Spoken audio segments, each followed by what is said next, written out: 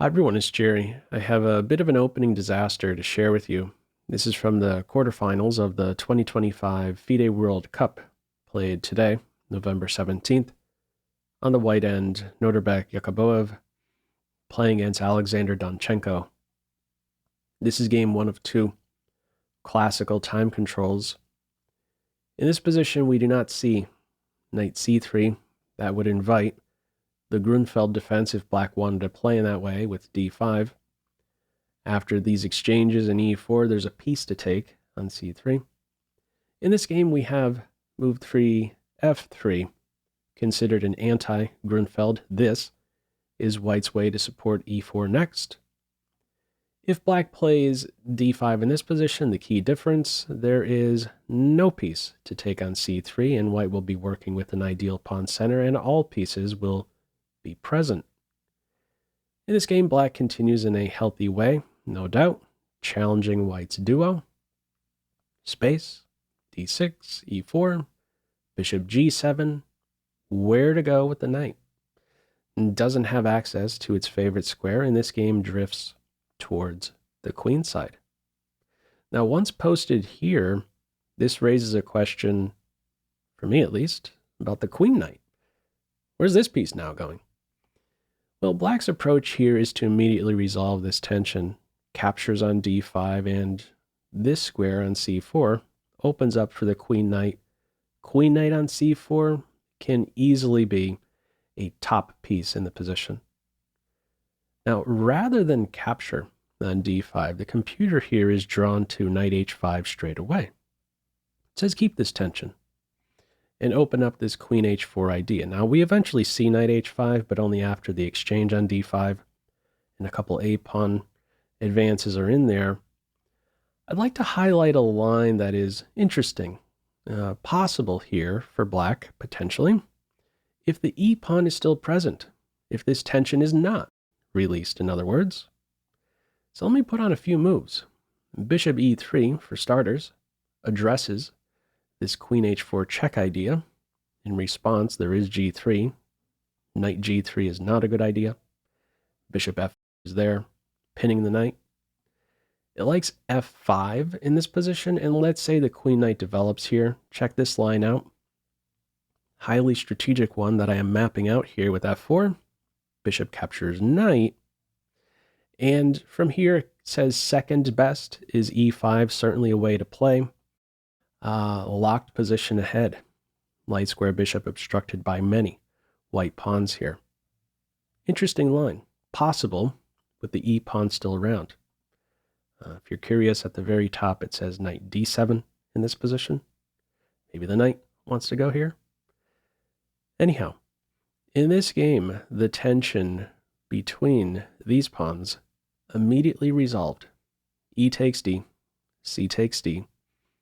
We work with majorities now, 3-2 for black queen side, 2-1 for white in the center.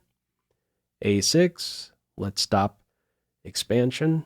We have a4, knight a5 only now. Follow up queen e2. Okay. In response to the check, there's queen f2 to block. Bishop d4. Okay, this is nearby. There will not be queen f2 in this position anymore. We have g4. Pop quiz.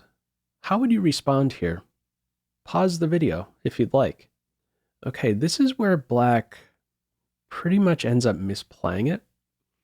The top move here is knight g7, immediately reacting to this threat. How black plays it, he includes this very tempting queen h4 check. Now, this isn't really turning out to be a great inconvenience to white. The king ends up just casually walking towards a very comfortable square on c2. It's not like the king is accessible from that square. It's not as if a black knight could get to b4 or d4. That's going to be a totally different world. You can't get a knight there. This pawn is not allowing that possibility. you're sort of kicking the king to a comfortable square by including this check. Also, I will be highlighting a line where the queen ends up somewhat offsides. It interferes with an idea to eventually play h5. Here's how the computer wants to run it. It says play knight g7. Now, I must admit, there is, it feels very consistent, right? You move that knight to open up this diagonal for the queen. Why not insert the check? There is a consistency there, but what is also consistent in a way is knight g7 straight away after the bishop is planted on d4. This new possibility emerges. Okay, this is the top line, knight g7 straight away. It says queen g2 here, the idea to quickly challenge this bishop after h5 shut down or ensure the h file doesn't open up.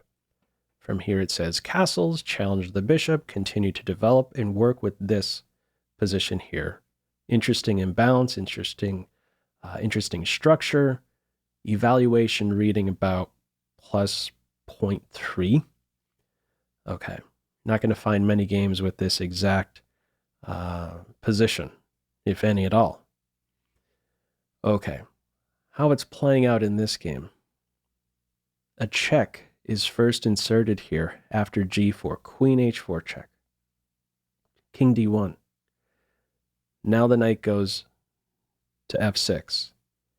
Now, if the knight goes to g7 here, and let's say the king hops to c2, if h5 in this position, the response here is g5. And there's a big difference. Queen on h4 versus d8, this queen is kind of stuck now. You would like to play this move to try and open up the h-file, influence the g4 pawn, but now the queen is offsides. She's misplaced. She would prefer to be on this home square. Okay. How it's playing out here after king d1.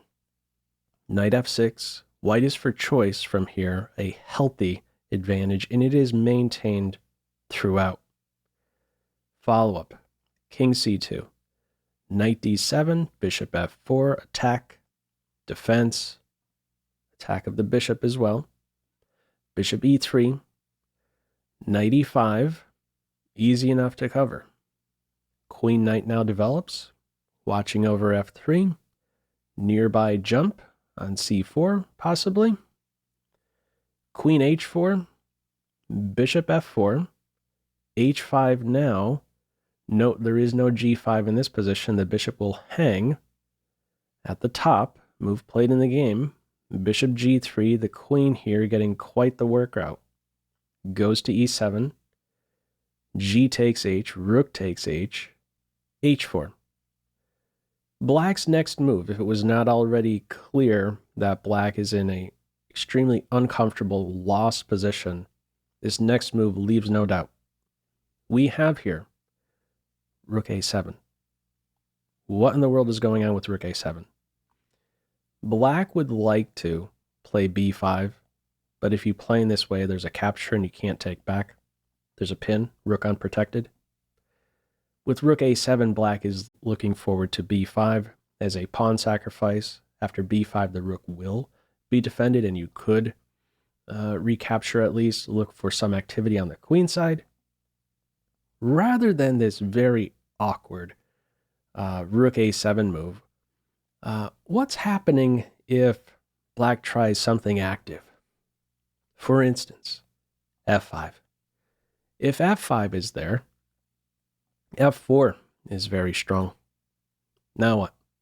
Where do you go with the knight? Knight g4, okay, you're eyeing up this e3 square, f2 square. f2 is covered, and e3 could be covered straight away with knight c4. Top piece in the position carries a very dangerous threat. Rook, bishop, ready for a possible fork there.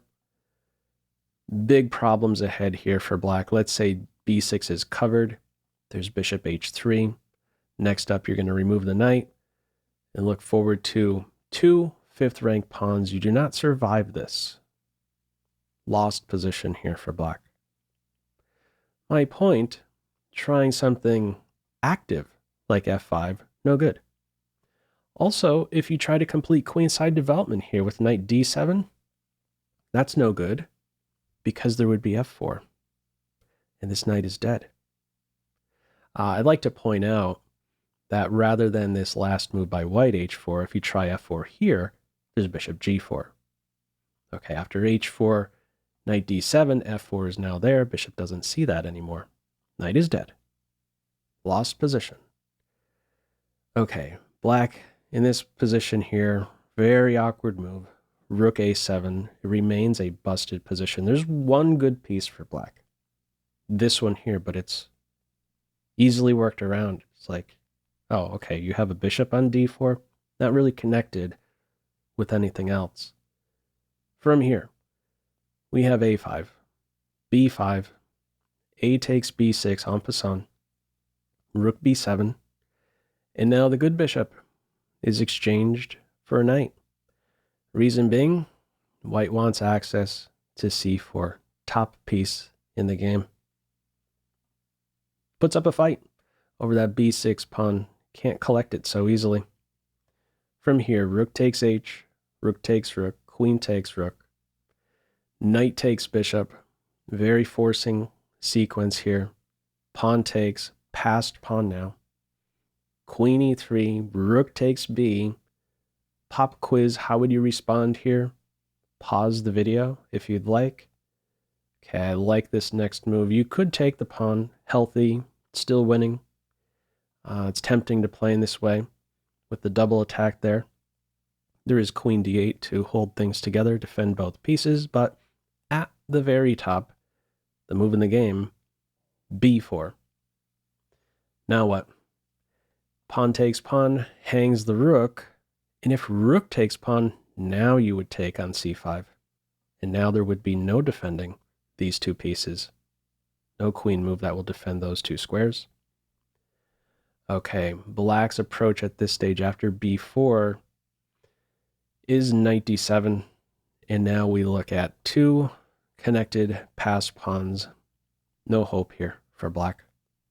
Rook b4, pawns march on, c6, bishop development, no checks by the queen, good coordination here, knight defending the bishop. Queen h2, d6, bishop e6, check. Now what? You have to give up a piece here, or you're going to get killed right away. We see bishop captures pawn at this stage. If there's a king move to, let's say, e7 or d8, okay, king e7, there's queen c5 check, follow-up check, you're promoting soon.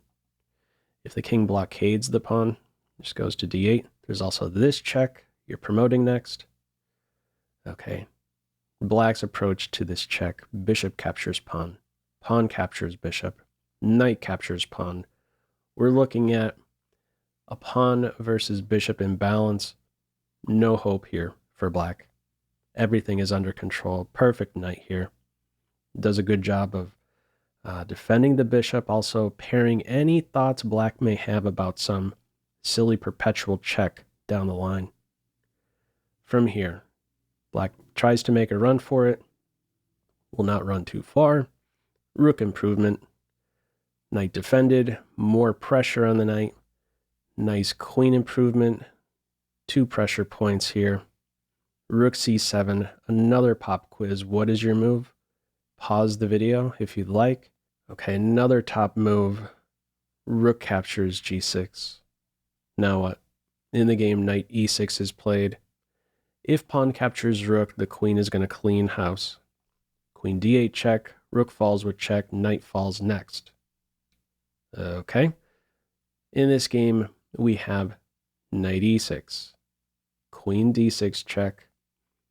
If the king moves, it will be a checkmate in 2. Black goes into a pin, all bottled up, down the piece. From here, rook g4 watching over a knight jump. From here, f6 is played.